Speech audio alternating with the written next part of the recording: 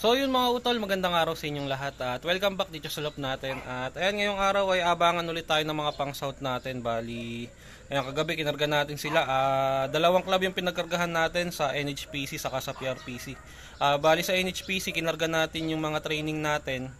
Ang release point nun ay Paete Laguna. So pinawalan yung mga ibon sa Paete Laguna kaninang alas 7. Tapos sa PRPC naman meron tayong dalawang kinarga.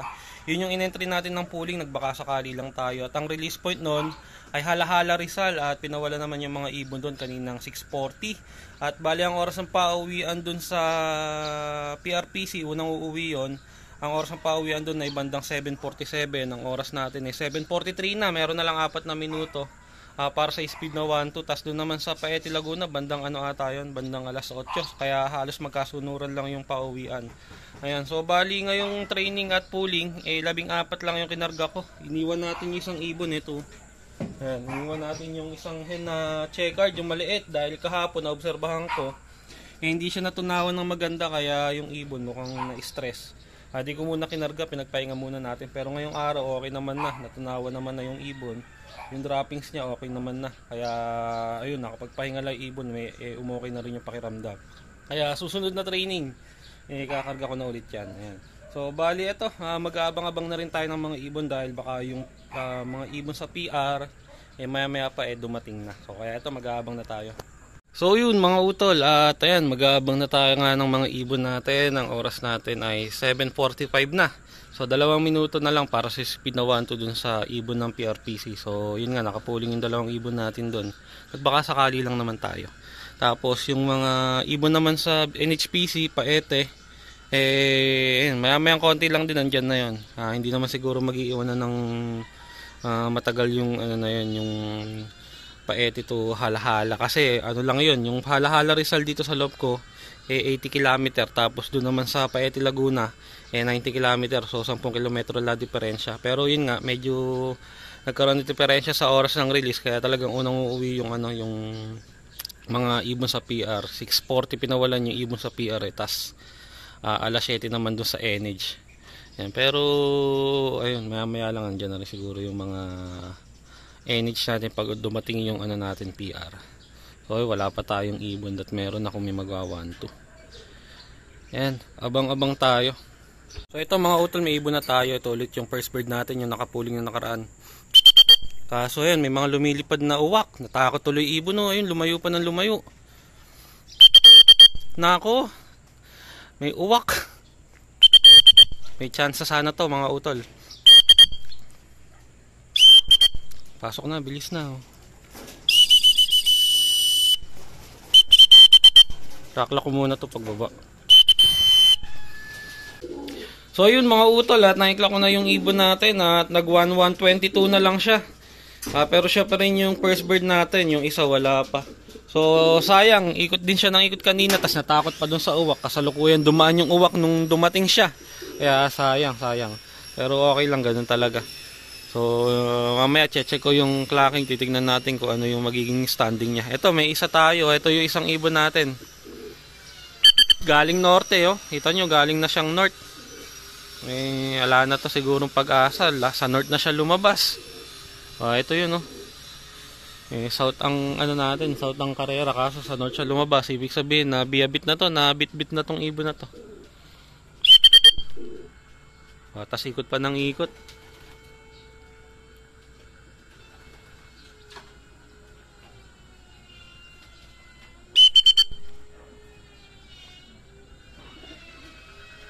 Ay, ayaw bumaba.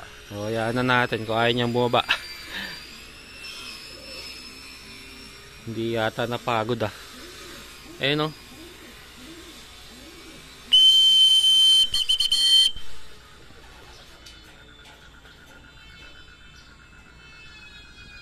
Yan, lipad ng lipad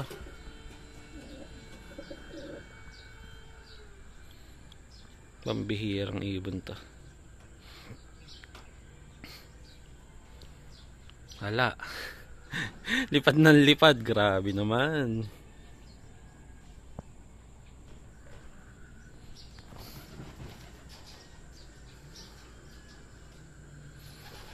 Wala na, naubos na lalo yung oras niya sa paglipad.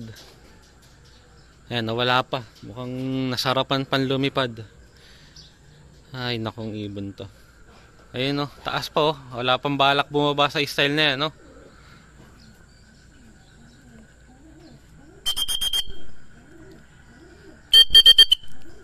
Galing na siyang norte, lumagpas pa. Ay, nako, ayaw bumaba, lipad ng lipad. Nasaan na? Ere oh, ito oh.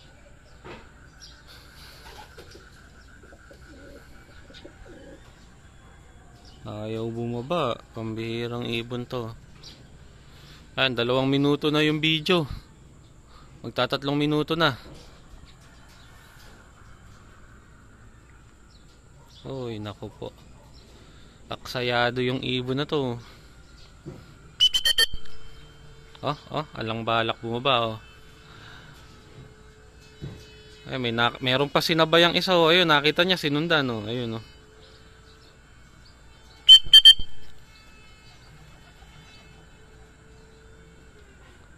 Ay, nako. Ay, sinabayan pa niya isa. Ewan ko, kanino yun. Grabe, visit na ibon to ah. Hala, hayaan na natin. Hindi ko na siya iklaklak. Kaya niyang bumaba eh. Oh, ayun no, sinabayan niya isang ibon. Hindi ko alam kung kanino yun. Kaloko. Eh, iniwanan din siya nung kasama niyo.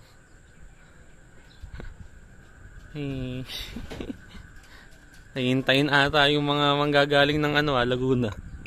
Yung mga NH. Ayan, 4 minutes na yung video. Hindi pa rin siya bumababa. Ay, may isa white light oh. Ay, nako. Pasaway. So yun, hayaan na lang natin siya. Di ko na tayo iklaklak.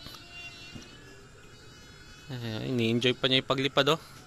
Yan, ngayon pa lang bumaba yung lipad niya. Kaso hindi pa rin bumaba. Asawa to nung natin, nung first bird natin eh. Sila nga lang sana yung maganda-gandang umuwi eh. Kaso, ayan, pasaway naman. Ayaw bumaba. Lipad ng lipad. Ayan, bababa na. Hindi ko na iklaklak to. Laki ng oras na sinayang niya eh. Doon pa bumaba sa kabilang bubong.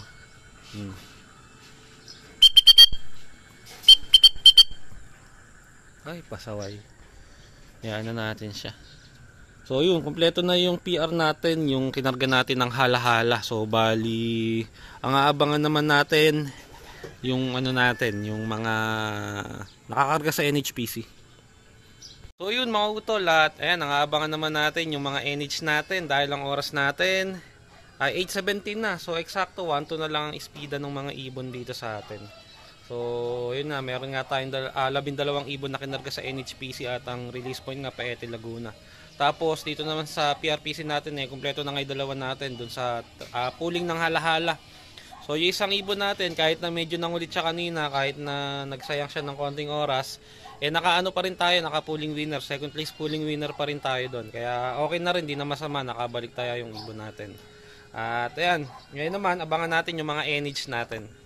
So ito mga utol, may ibon na tayo. Dumating yung ibon natin, 824. Ayun o, blue bar. Yan, first bird natin sa training ng NH Paete Laguna. 824 dumating. Ikot pa ng ikot. Yan. Yan, yung isang young bird natin na naka-MacArthur to.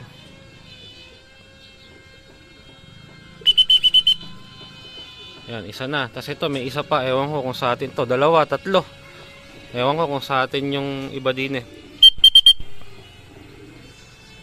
Ayre, sa atin tong isa. 2 ata sa atin din eh. Ayre, isang blue bar. Ay, isa lang sa atin. Ayun.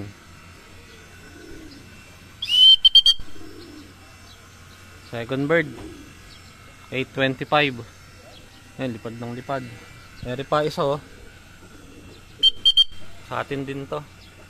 Yan, pangatlong ibon natin sa Paete. Kaya pang pumasok ng first bird natin oh. Hinintay pa niya yung kasama niya. Ayan, 2 sa atin. Ayun. Ayun. Yan yung third bird. Ayun, yung second bird to. Ayun, yung second bird. So, 3 na. Sa 12, kulang pa tayo ng 9. So, ayan, ngayon pa lang sila nag-uuwian. Ayan, abang-abang. So, ito, meron tayo yung pang-4 natin na ibon. Ayan. Ayan, maaga-aga ang uwi ngayon to ah. Lagi itong late tumuwi. Ngayon, maaga-aga siya oh. Naiilang sa atin yung ibon. Di sila sanay na nandito tayo sa taas eh.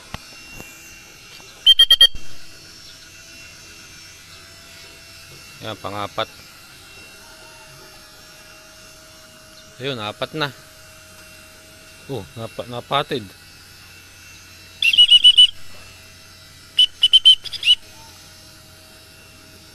Yun, 4 na yung pauwi natin. Ito pa isa. Ayan, pang 5.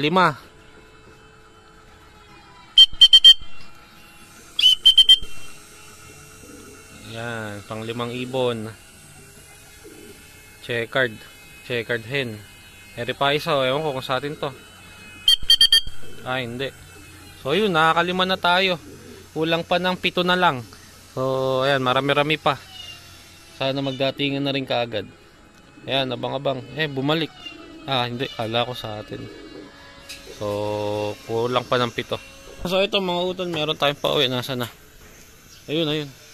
So, pang-ano natin, pang-6. Tapos may lock visitor pa. Ayun o. 2. Kasama niya.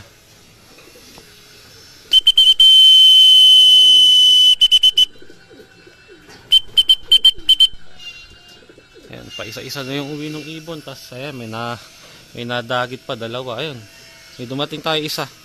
Ayan, isang ano natin, isang blue bar nakak pang 7. Ayan, nakakalahati pa lang tayo. Ayan, nahirapan yung mga ibon no.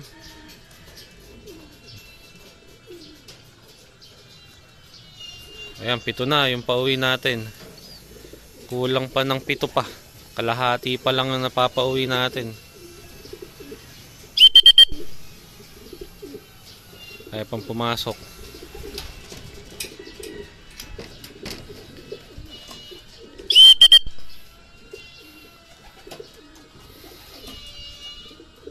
Pasok na. Ayaw pang pumasok na itong isang to. Napagod tong isang to.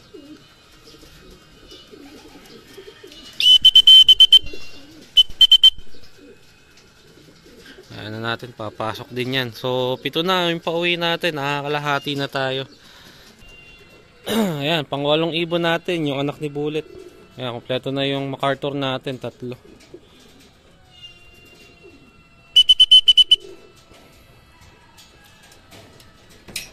Walo na, 6 pa ang kulang natin. Ayan, medyo nahirapan din sila ngayon. So, nakakailang training pa lang tong mga ibon natin.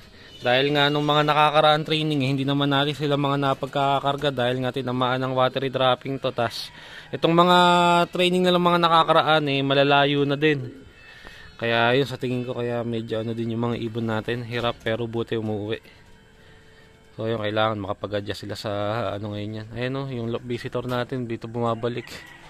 Makapag-adjust sila ngayon sa training nila. Kailangan nilang makahabol. Yun, abang-abang tayo, 6 pa kulang natin.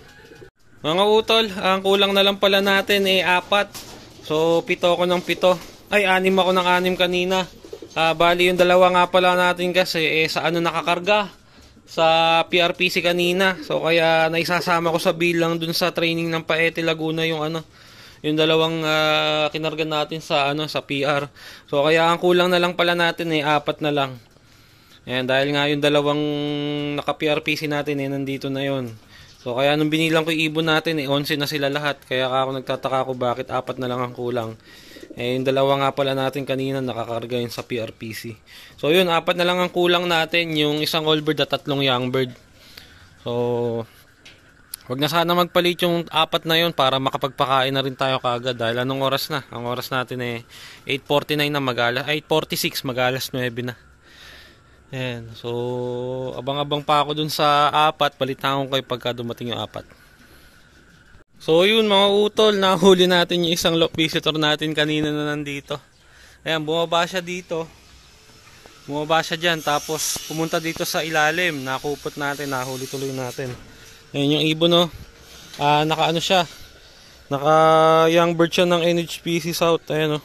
Ang ring niya. NHPC SDR 2430488. Yan yung ibon, no.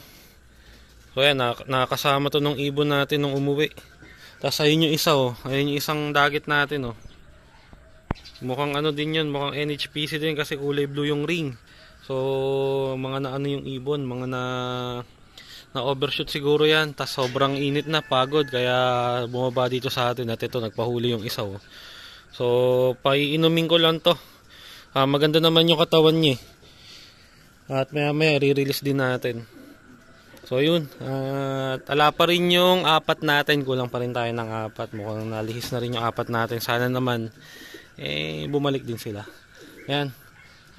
Painumin muna natin to at pagpapahingahin ng konti at maya maya re-release din natin. So yun mga utol, yung ibon ilagay muna natin dito sa cage. At para makapagpahinga at mapainom muna natin. Maya maya lang re-release na natin yan. Ayun, no, mukhang uhaw nga yung ibon, no. Yun na, uminom ka na nang makapagpahinga ka. Ayan, maamo yung ibon, eh. Nung nilapitan ko siya kanina hindi man lang gumalaw, eh. Siguro sa sobrang pagod na lang din. Uminom na siya, oh.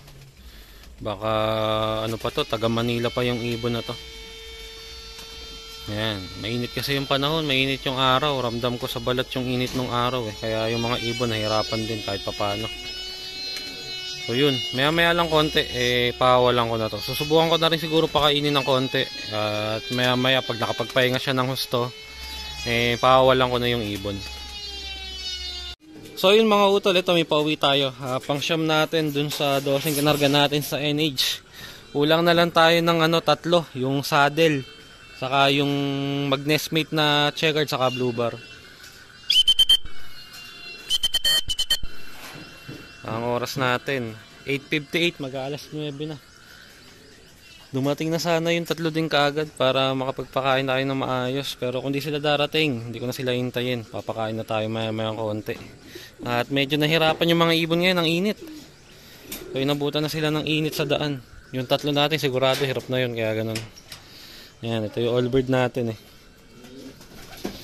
Ayan, lugon na lugon yung all bird natin, no?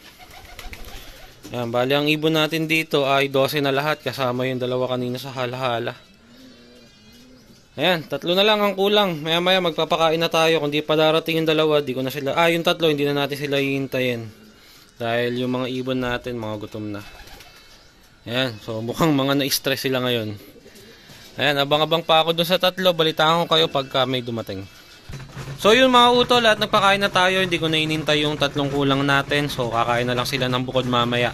At ayan, yung mga ibon natin na umuwi ng hala-hala at ng ng Paete Laguna. So sa PRPC possible second place pulling winner tayo doon, kaya ayun, good job ulit para sa ibon natin. Ayun, sana magtuloy-tuloy na ganun yung uwi niya. At sana naman pag uuwi siya, bawas-bawasan na niya yung pagronda sana kung maaari. Re-rekta ng baba yung ibon pag uwi, kaso hindi ganun ang nangyayari. So kahit pa paano nagsasayang siya ng oras, pero ganun pa man okay pa rin kasi nakukuha pa rin niya yung pulling winner kahit pa paano nakakabalik kaya tayo. So hindi tayo nasisiro doon. Sa sa susunod mas mag-improve pa yung uwi niya dahil ayan, papalayo na ng papalayo yung training ng mga ibon natin. At ayan, hanggang dito na lang din tong video natin mga utol. Maraming salamat sa panonood. So balitaan ko na lang kayo kung uuwi yung tatlo natin. So yun mga utol, yung lock visitor natin ay pahawalan na natin. So nakainom, nakapagpahinga na rin yung ibon. Pinakain ko siya kaso ayaw kumain. Mukhang tubig na talaga yung kailangan ng ibon. Malakas na siya, oh. So hindi kagaya kanina na parang hirap na hirap yung ibon, napagod ng husto. Pero ngayon nakapagpahinga na, kaya sa tingin ko kaya nang umuwi na to. Ayan yung lock visitor natin. Ang ring number, ayan, NHPC SDR 2430488. Yan. So, release na natin. Kaya na umuwi nito. Ay. Patay doon. Lumipad ka na. Ayaw nang lumipad. Yari tayo dyan. Mukhang ayaw na umalis na ito, ah. Bugawin natin. Di pwedeng hindi siya lumipad. Di pwedeng hindi siya umuwi sa kanila. Hinihintay siya ng amo niya. Oh. Yari. Ayun, oh. Tumambay lang doon. Dalawa silang loft visitor. Yung isang loft visitor natin, ayun, oh, andun pa rin. Di pa rin umaalis. Sobrang pagod din nun. Itong isa na to, pinainom ko na, pinagpahinga ko na, kaso hindi pa rin umalis.